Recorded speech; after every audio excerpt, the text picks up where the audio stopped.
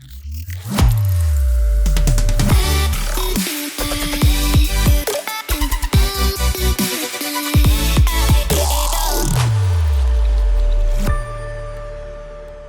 everyone, I am Dr. Siddharta Mani, Consultant Interventional Cardiologist at RN Tagore Hospital, Mukundapur, Kolkata, and NKPC Kidney Clinic, Purbalo. Today is a special day. Today is International Yoga Day. In present world, in present medical science, the importance of yoga is being stressed and given importance all across the world.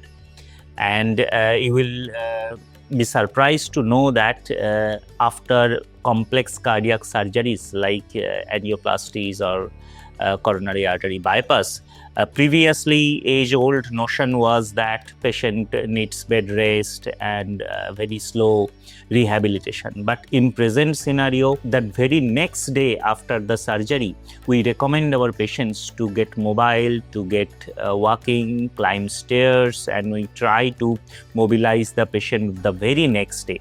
And that is very important to maintain proper circulation, proper cardiac function, heart rate, blood pressure, management of diabetes, hypertension, that is the risk factors. So all these are very closely connected with physical exercises and particularly yoga. Yoga therapists all across the world, they are experts in this and you can always consult them. We are not particularly yoga therapists, but today on this occasion, being a cardiologist, I would like to share you about one or two asanas which we particularly think beneficial and important from cardiac point of view.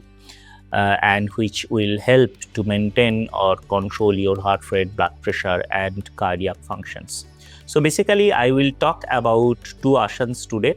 One is Bhujangasana and a little bit variant of that is called Salamba Bhujangasana. I mean, it is just two variations of Bhujangasana, which is also called as the Cobra pose. So there will be therapists who will demonstrate this asana to you. I will just give a brief description of how this is performed and what are the beneficial effects of these asanas in the body.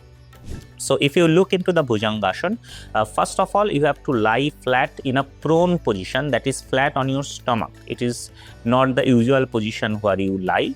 You have to lie it prone, that is on a reverse way on your stomach. The feet has to be together and the palms flat on the floor just below or at the level of your shoulder. Now you have to keep the elbows close to the body and the forehead should rest on the mat before you start. So at the start, your forehead is resting, you are lying prone, and then you inhale slowly and press through your palms to lift your chest and head upwards. So basically, you start with a prone position and your forehead is touching the mat or the ground.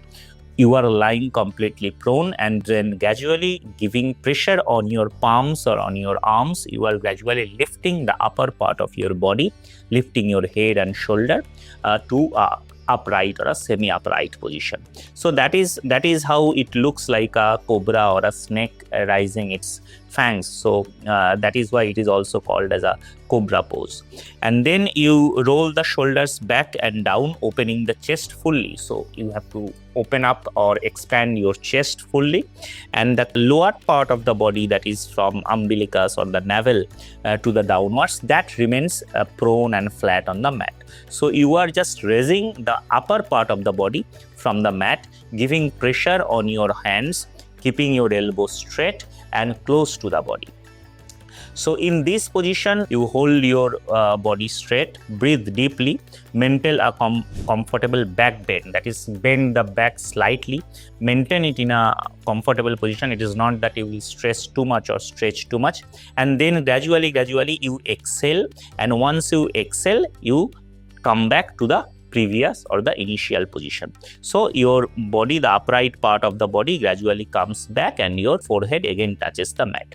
So this holding of breath in the upright position is around 20 to 30 seconds. So you have started rising your upper part of the body while inhaling, held the body in upright position and slightly bend backwards position for 20 to 30 seconds, and then gradually you are exhaling and coming down. So you can understand that this is not a very tough, this is not very stressful for your body. Even those who have knee problems or low back problems or other orthopedic issues, they also won't have much of a difficulty in performing this asana. Now this asana, it strengthens the spine, and as you can understand that you are expanding the chest, it is opening the chest, it is helping in expansion of the lung and the hearts, and also it is improving the gut mobilities, the gut movements, the blood flow in the abdomen, pancreas, like that. So by this way, it on one hand it is improving your abdominal organ circulation, and on the other hand it is helping your cardiac functions because it is helping expansion of the chest, it is helping the cardiac contraction and circulation. And then obviously because you are inhaling deeply in an upright posture, your lung expansion is also improving. So basically these are the beneficial effects. It also has some good effects on your spinal strength, the paraspinal muscles, they get strengthened. And you know that in cardiac patients, it is not always only about the cardiac circulation. It is also about preserving the muscle mass. It is also about preserving the circulation in other parts of the body like the brain, like the gut, abdomen, and all those. So every organs are closely related, and that is how this asana will help in stress relieving and proper circulation all across the body. Almost similar asana but with a slightly variant. In this, this is called Salamba Bhujangasana, and here you do not keep your arms straight, rather you fold the arm at the elbow. So here you are lying flat, similarly prone on a stomach with the legs stretched out.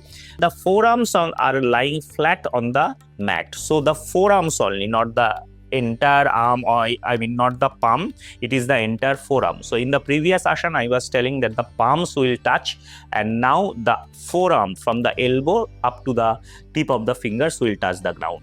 And then gradually again in this position you inhale, lift your head and chest, upper part of the chest, gaze forward, slightly upwards. You can keep the neck slightly bent backwards and relaxed. Hold the breath for 20 to 30 seconds, and again you come down to the initial position.